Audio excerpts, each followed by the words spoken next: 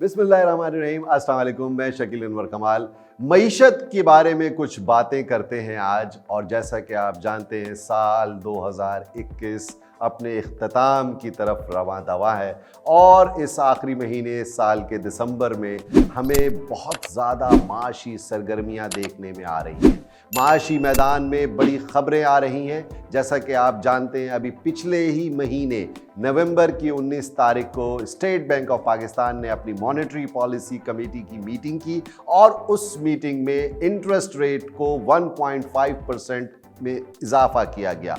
It was 7.25% और 8.75% interest rate था। और कल यानी कि 14 दिसंबर को एमपीसी दोबारा हुई और 100 बेसिस पॉइंट का शरह सूद में इजाफा कर दिया गया। Now the interest rate is 9.75%। So the benchmark interest rate इस वक्त स्टेट बैंक का पाकिस्तान में 9.75% हो चुका है। जनाब, इंटरेस्ट रेट जैसा कि आपको मैं पहले भी बता चुका हूं कि जब बढ़ता है तो डेफिनेटली उधार महंगा होने लगता है, तो यकीनन बोरोइंग कम होने लगती है और एक्सपेंशन और बिजनेस एक्टिविटी में कमी आती है। लेकिन ये इंटरेस्ट रेट बढ़ने की वजूहात बहुत एमिनेंट हैं और बहुत वैलिड हैं, इसलिए कि आपके मुल्क में इस वक्त इन्फ्लेशन रेट बहुत हाई हो रहा है और इन्फ्लेशन को मैनेज करने के लिए इंटरेस्ट रेट को बढ़ाना, इंटरेस्ट रेट को रेस करना स्टेट बैंक ऑफ पाकिस्तान के लिए नागुज़ीर हो गया था। इसीलिए 2 महीने में आप जानते हैं कि एमपीसी मीटिंग्स होती हैं और यहाँ फौरी तौर पर आपको वक्त से पहले शरह सूद में इजाफा करना पड़ा स्टेट बैंक ऑफ पाकिस्तान को, क्योंकि आपका इन्फ्लेशन, महंगाई कंट्रोल से बाहर है। स्टेट बैंक ऑफ पाकिस्तान ने अपनी मॉनेटरी कमेटी मीटिंग के बाद बहुत सारे जो स्टेटमेंट इशू किए, उसमें कल आपने रज़ा बाकर साहब को, जो कि स्टेट बैंक ऑफ पाकिस्तान के गवर्नर हैं, उनकी बातें भी सुनी।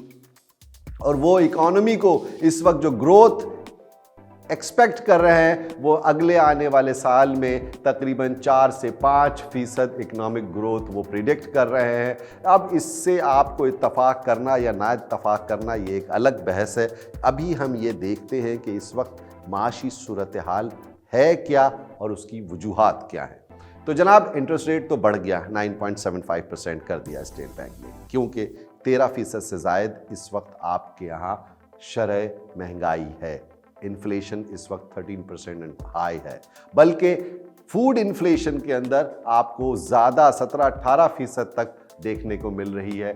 और ये जो महंगाई है ये सिर्फ पाकिस्तान का फिनोमेना नहीं है, अक्रॉस द वर्ल्ड हमें कमोडिटी प्राइसेस के अंदर, ऑयल प्राइसेस के अंदर जिस तरह से तेज़ी हुई है, महंगाई हुई है, उसका असर लामहला पाकिस्तान पर भी आया है। पाकिस्तान के जो अपने मारूजी हालात हैं उसके मुताबिक भी महंगाई में इजाफा हो रहा है, जिसमें ऑब्वियसली लैक ऑफ गवर्नेंस है, प्राइस कंट्रोल नहीं है और ख़ास तौर पर जो ज़रई अजनास हैं उसमें गवर्नमेंट की कुछ ऐसी पॉलिसीज़ हैं जो कि कंट्रोल नहीं कर पा रही महंगाई को। इंटरनेशनल एक्सटर्नल इफ़ेक्ट्स जो हैं वो अपनी जगह पर है। इस एक्सटर्नल इफ़ेक्ट्स के अंदर सबसे ज़्यादा जो इम्पॉर्टेंट बात है वो है IMF की कड़ी शराइत। IMF कहता है आपको कि आप सब्सिडीज़ ख़त्म करें, आप बिजली की कीमतों में इजाफा करें, आप गैस पर सब्सिडी कम करें, आप टैक्स रेवेन्यू बढ़ाने के लिए इम्पोज करें नए टैक्सेस, तो ऑब्वियसली महंगाई तो होनी है। अब जिन शोबों के अंदर हमें ज़्यादा एक्चुअली इन्फ्लेशन नंबर देखने में आया, उसमें आप जानते हैं कि इलेक्ट्रिसिटी चार्जेस के अंदर बहुत इजाफा हुआ, बिजली की कीमतें बढ़ी, फ्यूल की कीमतों में इजाफा हुआ क्योंकि इंटरनेशनल ऑयल प्राइसेस बढ़ी। गवर्नमेंट ने जो टैक्सेस लीवी किए हुए हैं ऑयल के ऊपर, फ्यूल के ऊपर, उसकी वजह से तेल महंगा हो गया है पाकिस्तान के अंदर। फ्यूल महंगा होने की वजह से ट्रांसपोर्ट के किरायों में इजाफा हो गया। और सेकेंडली आप जानते हैं कि जो लोग, ज़्यादातर लोग किराए के मकानों में भी रहते हैं, तो होम रेंट में भी इजाफा हुआ है और सबसे इम्पॉर्टेंट बात ये है कि जो वेजिटेबल ऑयल और घी आप इंपोर्ट करते हैं उसकी कीमतों में भी इजाफा हुआ है। तो ये तो थे इन्फ्लेशन जहाँ पर ज़्यादा हुआ, हमें किन जगहों पे ज़्यादा इन्फ्लेशन का सामना करना पड़ा वो भी मैंने आपको बताया। इसके अलावा आप जानते हैं कि जो ट्रेड डेफिसिट है वो बढ़ता जा रहा है, करंट अकाउंट डेफिसिट बढ़ता जा रहा है और इसकी वजह हाई इंपोर्ट्स हैं। हाई इंपोर्ट्स क्यों होती हैं? जब इंटरनेशनल कमोडिटी प्राइसेस, जब इंटरनेशनल प्राइसेस आपकी महंगी हो जाएंगी तो आपकी इंपोर्ट्स भी महंगी हो जाएंगी और लामहला इसकी वजह से आपके रुपए की कदर में कमी होती है, उसके ऊपर भी प्रेशर आता है और एक्सचेंज रेट आप देख लें कि काबू में नहीं आ रहा और 178 से ऊपर तजावुज़ कर चुका है पाकिस्तानी रुपया $1 के अगेंस्ट में।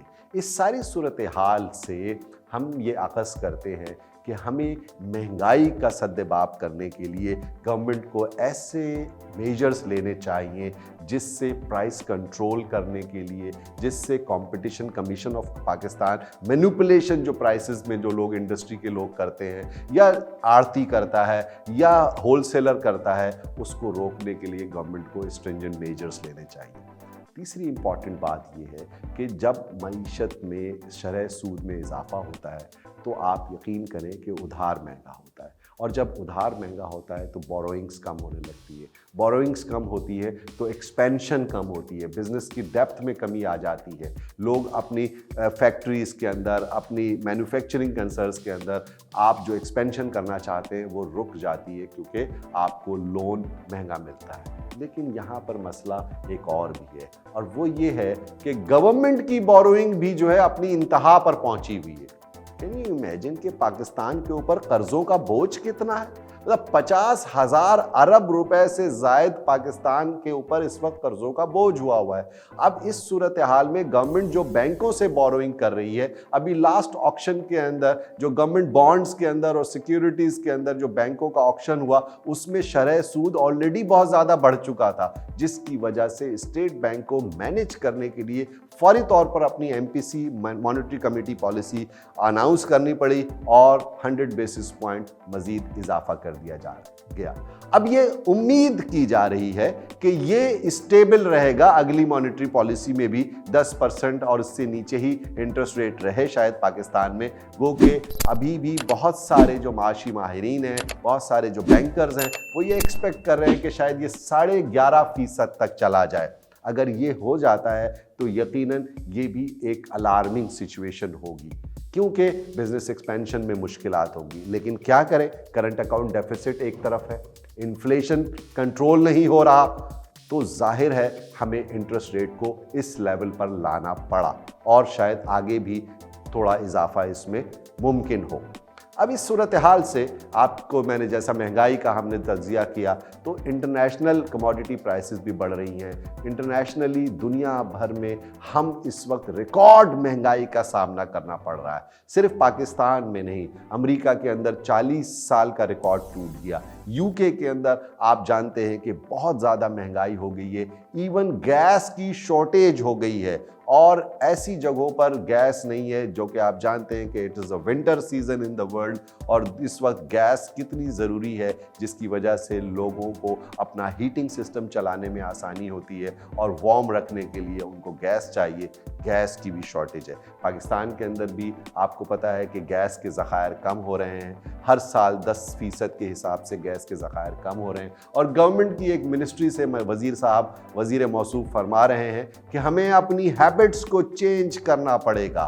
गैस दुनिया में सस्ती नहीं मिलती, यूटिलिटीज़ दुनिया में सस्ती नहीं मिलती, तो पाकिस्तानियों आपको भी अपनी हैबिट्स चेंज करनी पड़ेगी। ये जो खुला टुल्ला एनवायरनमेंट चल रहा था, ये जो आप बड़े मज़े से यूज़ कर रहे थे, गैस के ऊपर गाड़ियाँ भी चल रही थी, CNG पे गाड़ियाँ चल रही हैं और चूल्हे जल रहे हैं तो जल रहे हैं। अब इन सब चीज़ों पर आपको कंट्रोल करना पड़ेगा क्योंकि जब चीज़ें औकात से बाहर जाती हैं तो खुद एहसास होता है कि भाई अब कुछ इसको कंट्रोल किया जाए। इस सूरत हाल में हमें ये भी देखना पड़ेगा जो रियल सेक्टर के अंदर इकॉनमी की एक्टिविटी हो रही है, ख़ास तौर पे जो सीमेंट के डिस्पैचेस में इजाफा हो रहा है, वो भी एक अच्छी बात है। लार्ज स्केल मैन्युफैक्चरिंग ग्रो कर रही है। टेक्सटाइल इस वक्त अच्छी एक्सपोर्ट्स कर रही हैं, अच्छी मैन्युफैक्चरिंग कर रही हैं। इसके अलावा आपकी जो इलेक्ट्रिसिटी प्रोड्यूसिंग कंपनीज़ हैं, वो भी इस वक्त अपनी फुल फ्लेज इलेक्ट्रिसिटी बना रही हैं, क्योंकि बिजली की और फ्यूल की शॉर्टेज है पाकिस्तान के अंदर, पावर की शॉर्टेज है, इसलिए वो भी इस वक्त कमा रही हैं। तो लार्ज स्केल मैन्युफैक्चरिंग तो यकीनन फ्लरिश कर रही हैं, लेकिन इस वक्त जो मसला है वो है small and medium size enterprises का। जो दुकानदार है, जो एक छोटी कंपनी लेके चल रहा है, जो एक यूनिट अपना एसएमई का लेके चल रहा है, इसको इस वक्त मार्केट में बहुत मुश्किल का सामना करना पड़ रहा है, क्योंकि इन्फ्लेशन जिस लेवल के ऊपर है उस पर उसे compete करने में बहुत मुश्किलात हो रही है।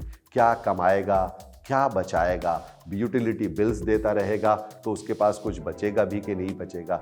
इस वजह से हमें ये भी नज़र आ रहा है कि बहुत सारे small and medium size enterprises shut down की तरफ जा रहे हैं, वो ले ऑफ्स कर रही हैं, जो कि बहुत अलार्मिंग साइन है, क्योंकि इसका जो सबसे बुरा नतीजा निकलेगा वो बेरोज़गारी की सूरत में निकलेगा। और बेरोज़गारी बहुत खौफनाक चीज़ है। इसकी अनएम्प्लॉयमेंट की वजह से लोगों की परचेजिंग पावर और कम हो जाएगी।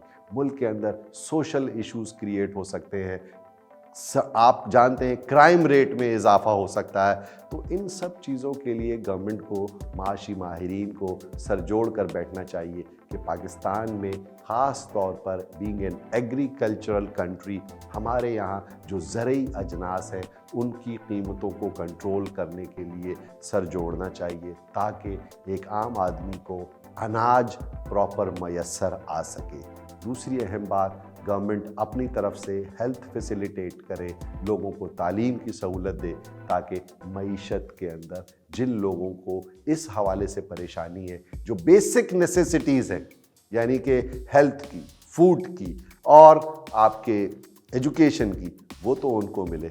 यकीनन ये एक मुश्किल और ये सबर आज़मा लम्हात हैं, चैलेंजिंग सिचुएशन है। इसी चैलेंजेस के साथ हम अगले बरस 2022 में दाखिल होंगे और यही चैलेंजेस लेकर के हमें अगले साल भी फेस करना है। लिहाजा हमें ये सोचना होगा कि इससे ओवरकम कैसे किया जाए, अपनी एग्रीकल्चर प्रोडक्शन को कैसे बढ़ाई जाए, अपनी इंडस्ट्रियल कैपेसिटी को कैसे इंक्रीज़ किया जाए और आप अपनी एक्सपोर्ट्स को कैसे राइज करें, क्योंकि इस वक्त इंपोर्ट आपकी बहुत हाई है और obviously the reason behind the high import rate is high commodity prices.